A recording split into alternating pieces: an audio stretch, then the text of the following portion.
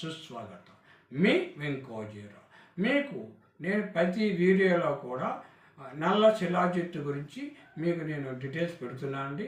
ఈరోజు మనము దాని డెమో చూస్తున్నామండి.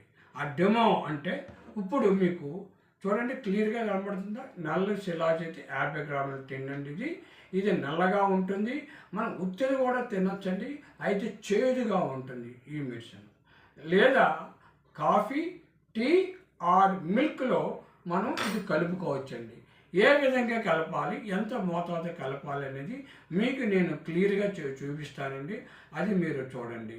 ఎంత మోతాదు అంటే బొటానీ గింజ ఎంత ఉందో ఆ సైజు మోతాదు మాత్రమే తీసుకోవాలండి.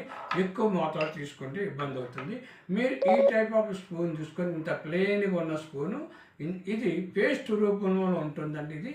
దీంతో స్పూన్తో